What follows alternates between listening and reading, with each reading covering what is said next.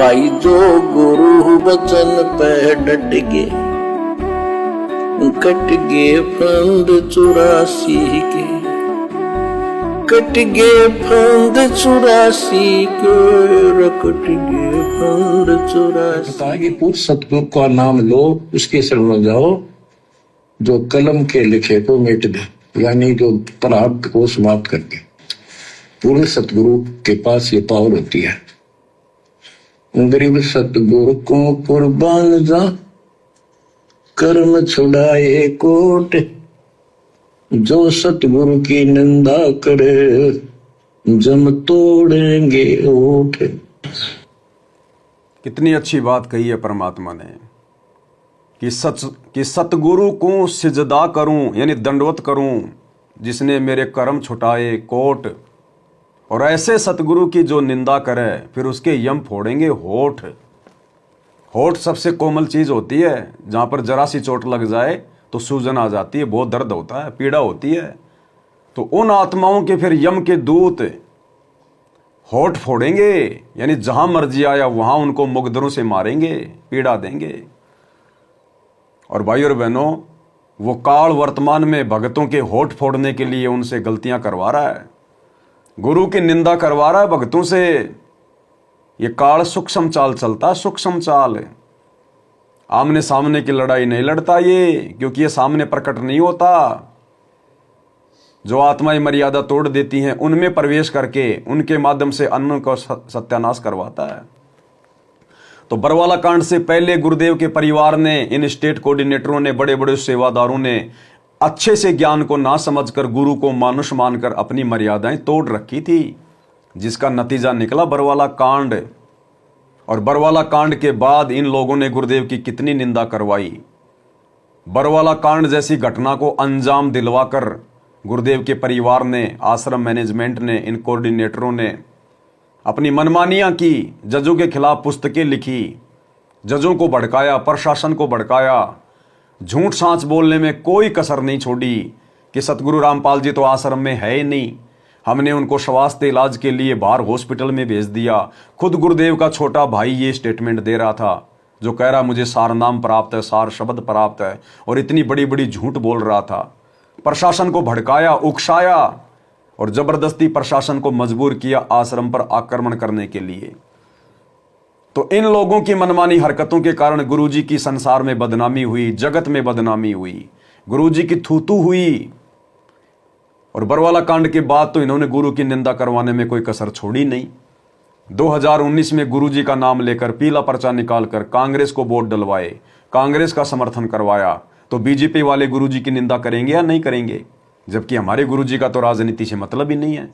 अब 2024 में इन्होंने पीला पर्चा निकालकर गुरुजी का आदेश बताकर काल प्रेरणा से और बीजेपी सरकार का समर्थन करवाया, बीजेपी सरकार को वोट डलवाए। तो बताओ अब वो कांग्रेस वाले गुरुजी को गालियां देंगे या नहीं देंगे? गुरुजी की निंदा चुगली करेंगे या नहीं करेंगे?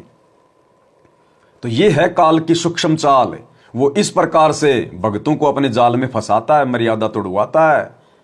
तो ये जितने भी हमारे भगत भाई बहन हैं जो गुरुदेव के कलयुगी परिवार के पीछे आंख बंद करके चल रहे हैं, भाई और बहनों, ये सब के सब गुरुदेव की निंदा के दोषी हैं, निंदा के दोषी। और ऐसी आत्माएं फिर पार तो हो नहीं पाती, फिर वो काल के हत्थे चढ़ेंगी और काल फिर गुरु निंदा के दोष के कारण ऐसी आत्माओं के होठ फोड़ेगा, होठ। सतगुरु को सिजदा करूं, जिसने कर्म छुटाए कोट, और ऐसे सतगुरु की जो निंदा करे, उसके यम तोड़ेंगे होठ। गरीब अजर अमर सतपुरुष है, सो हम सुकृत सीर, बिन दम देह दयाल जी, जाका नाम कबीर। गरीब सुल्तानी नानक तारे, दादू को उपदेश दिया, जाति जुलाहा भेद न पाया, वो काशी महे कबीर हुआ। गरीब नानक तो निर्भय किया, वह गुरु सत जान, अदले पुरुष पिछानिया, पूर्ण पद निर्वाण।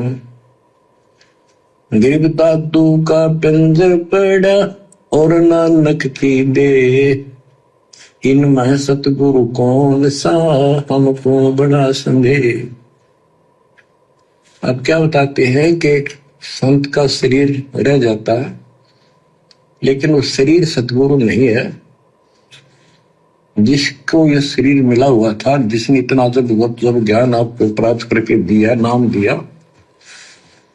उसके अंदर जो हंस आत्मा है, रही है, वो है सतगुरु। क्या कहना चाहते हैं परमात्मा?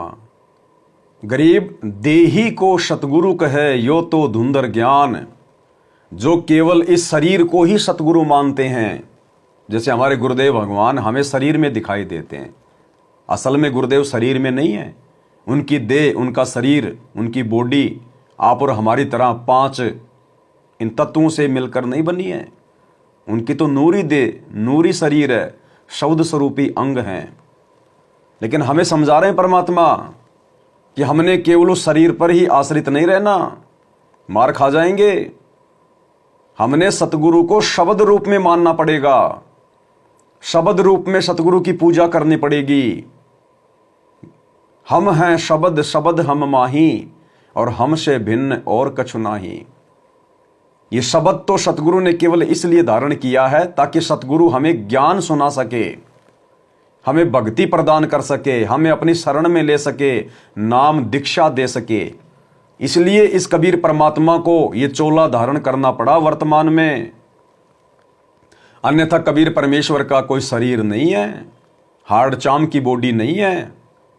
वे तो शब्द स्वरूपी राम हैं, वो तो एक शक्ति है। शब्द यानी शक्ति, पावर। तो भाई और बहनों, गुरुदेव ने शब्द, ये शरीर तो केवल हमें ज्ञान समझाने के लिए जो है धारण किया है। और ये ज्ञान तो परमात्मा वैसे भी सुना दे, आकाशवाणी के माध्यम से भी परमात्मा हमें ज्ञान सुना सकता था। लेकिन आप और हम जीवों का इतना सामर्थ्य नहीं है कि हम आकाशवाणी पे विश्वास कर सकें। इसलिए परमात्मा ने शरीर धारण किया ताकि हमें आशीर्वाद भी दे सके और हमें संत रूप में परमात्मा के दर्शनों का लाभ भी मिल सके। कबीरा दर्शन साधु का मुख पे बसे सुहाग, और दर्शन उन्हीं को होते हैं जिनके पूर्ण भाग। तो हमें हर प्रकार से भक्ति का लाभ देने के लिए परमात्मा ने यह शरीर धारण किया है, नूरी शरीर विदे। तो भाई और बहनों, हमने केवल शरीर के ऊपर ही आसक्त नहीं होना, आश्रित नहीं होना। ठीक है, जब तक गुरुदेव भगवान धरती पर रहेंगे, संत रूप में रहेंगे, जो चोला उन्होंने धारण कर रखा है, जिस चोले में वो रहेंगे, जिस शकल में वो रहेंगे, वो भी हमारे लिए महत्वपूर्ण है। हमने उस शरीर को देख देख के हमारे भाव बनाने, हमारा उनके अंदर वो प्रेम पैदा हो जाए। लेकिन हमने अंततः शरीर पर ही आश्रित नहीं रहना। अगर कल को गुरुदेव भगवान जो मर्जी लीला करके सतलोक जाते हैं, तो हमने फिर पीछे से रोना नहीं है, धोना नहीं है। ये लो जी, गुरुजी तो गए, गुरुजी तो मर गए, गुरुजी तो सतलोक गए। अरे वो तो केवल एक शरीर है जो परमात्मा ने एक चोला धारण किया है। वो सतगुरु की मर्जी, चाहे छोड़ के जाए, चाहे सह शरीर 650 साल पहले की तरह साथ में लेके जाए, वो मालिक की मौज, मालिक की मर्जी, ये तो सबका छूटेगा। हमने असल में उस शक्ति को मानना है जो शब्द है। हमने शब्द रूप में अपने गुरुजी को मानना है। यानी गुरुजी ने हमें शब्द दे दिया अपना कि ये शब्द तुझे सतलोक लेके आएगा, ये शब्द ही तेरा गुरु है। शब्द गुरु चित चेला रे, शब्द गुरु चित चेला रे। यानी गुरु ने हमें जो शब्द दे दिया वो हमारा गुरु है। हमने उस शब्द के साथ में चिपक के रहना है। हमने उस शब्द की पूजा करनी है, उसका सुमरण करना है, उसका जाप करना है, और जो मर्यादा गुरुदेव ने बता दी उन मर्यादाओं को अंत तक निभाना है। फिर उस शब्द रूपी विमान में बैठाकर सतगुरु हमें अपने निज लोक सतलोक में लेके जाएगा। क्योंकि परमात्मा ने ही 21 ब्रह्मांड के सारे नियम बना रखे हैं। इस काल को तो केवल परमात्मा ने एक राजा के रूप में बैठा रखा, एक नौकर के रूप में, कि तेरे को यहां पर राज करना है। ये 21 ब्रह्मांड भाई और बहनों, परमात्मा ने बताया सतलोक की जेल है। जैसे हमारे देश की जेल है दिल्ली में तिहाड़ जेल। कोई भी व्यक्ति यदि कोई अपराध करता है, कोई जुर्म करता है, तो उसको सजा देने के लिए तिहाड़ जेल में भेजा जाता है, उसको सुधारने के लिए। इसी प्रकार सतलोक में जो आत्माएं गलतियां करती हैं उन आत्माओं को सुधारने के लिए, उस गलती की सजा के लिए ये 21 ब्रह्मांड परमात्मा ने एक जेल बना रखी है, और ये जो काल है इसको यहां का जेलर बना रखा है। तो ये तो केवल नौकरी करता है परमात्मा की, नौकर है सतगुरु का। आप और हम आत्माओं ने सतलोक में गलती की थी, इस नौकर के ऊपर आस्था कर ली हमने, अपने सतगुरु से आस्था हटा ली। तो परमात्मा ने हमें सजा देने के लिए यहां इस नौकर के साथ भेज दिया, इस जेलर के साथ में, और हम अपनी सजा काट रहे हैं। अब बड़े सौभाग्य से भाई और बहनों, कलयुग की पिछली पीढ़ी का समय आ गया, आप और हमारी सजा पूरी होने को आ गई। 10, 15, 20 साल की सजा बती है, बस 10, 15, 20 साल की। देखो, कोई व्यक्ति जेल में चला जाता है और मान लीजिए उसने 6 महीने की जेल काटी, और 6 महीने के बाद में जब वो अपने वकील के माध्यम से अपनी जमानत की अर्जी लगवाता है कोर्ट में, और मान लीजिए उसकी जमानत की अर्जी स्वीकार हो गई, और वकील ने उसको सूचना दे दी कि भैया आपकी जमानत की अर्जी स्वीकार हो गई, आपको 4 दिन बाद में जमानत मिल जाएगी। तो 4 दिन तक वो आदमी रहेगा जेल में, लेकिन उसको जेल नहीं लगेगी, वो उसके मन में नई खुशी, नई उमंग, जेल में रहते सहते भी। तो इसी प्रकार भाई और बहनों, जब तक हम सतलोक नहीं चले जाएंगे और सतगुरु की शरण में आ जाएंगे, तब तक रहेंगे हम जेल में ही। लेकिन अब सतगुरु की शरण में आने के बाद हमें जेल का दुख दिखाई नहीं देगा, हमें कष्ट महसूस नहीं होगा, क्योंकि अब हमें पता चल गया कि सतगुरु ने हमारी जमानत ले ली। भाई कर ले गुरु वकील मुकदमा भारी है। तो सतगुरुदेव भगवान ने हमारा वकील बनकर धर्म राज से, काल से हमारी जमानत करवा ली, और गुरुदेव भगवान ने हमें गारंटी दे दी कि बेटा आजीवन मर्यादा में रह के भक्ति करेगा, गुरु को परमात्मा मानेगा, तो इस जन्म में तेरा फाइनल पक्का सतलोक जाने का काम हो जाएगा।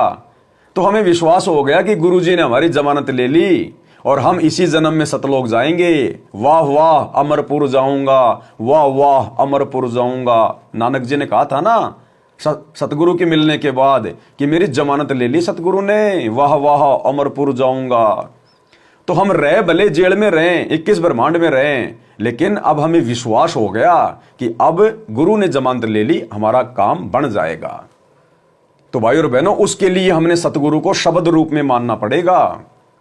यानी जब हम अपने गुरु को शब्द रूप में मान लेंगे तो हम मर्यादा नहीं तोड़ सकते, और यदि हमने गुरु को हमने शरीर में मान लिया तो फिर हम मर्यादा तोड़ देंगे। और देखो, सतसेवकों ने गुरु को शब्द रूप में मान लिया, शब्द रूप में मान लिया, तो आज हमें डर है, हमें भय है सतगुरु का, कि सतगुरु की नजर पल पल हमारे ऊपर है, हमारी हर भक्ति जो क्रिया उसके ऊपर है।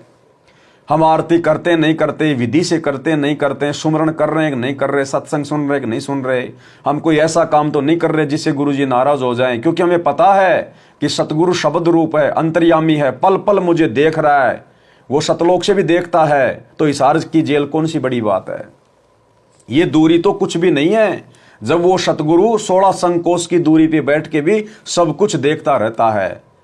तो आज आप और हम सतसेवकों को डर है, भय है कि सतगुरु शब्द रूप में मेरे साथ में है, मेरे घर पे है। घटी ही में गंगा, घटी ही में जमुना, घटी ही में है जगदीश, सतगुरु तारेंगे। तो हमें भय है क्योंकि हमने सतगुरु को शब्द रूप में मान लिया। और हमारे जो सतलोक आश्रमों से जुड़े हुए भाई बहन हैं, उन्होंने गुरु को शब्द रूप में नहीं माना, केवल गुरु को उन्होंने शरीर में मान रखा है कि गुरु जी तो जेल में बैठे हैं, अब गुरु जी को क्या पता हम स्टेडियम बना रहे हैं, राजनीति कर रहे हैं, आश्रमों में ड्रामेबाजी कर रहे हैं, सारे उल्टे काम कर रहे हैं, आरक्षण में जाके बैठ रहे हैं, भक्तों का दान का पैसा आरक्षण में लुटा रहे हैं, गुंडों की सीबीआई जांच में लुटा रहे हैं, क्योंकि उनको डर नहीं है, क्योंकि उन्होंने गुरु को शब्द रूप में नहीं माना, उन्होंने गुरु को शरीर में मान रखा है कि गुरु जी तो हमसे दूर हिसार जेल में बैठे हैं, गुरु जी को क्या पता। इसको कहते हैं गुरु को मानुष मानना। गुरु मानुष कर जानते, ते नर कहिए अंध, ओवें दुखी संसार में आ गए यम के फंदे। तो हमने यदि सफलता प्राप्त करनी है भक्ति मार्ग पर, तो हमने गुरु को शब्द रूप में मानना पड़ेगा। जो गुरु बचन पे डट गए, कट गए फंद 84 के, कट गए फंद 84 के, कट गए फंद 84 के। भाई जो गुरु बचन पे डट गए, कट गए फंद 84 के, कट गए फंद 84 के, कट गए फंद 84 के। भाई जो गुरु बचन पे डट गए,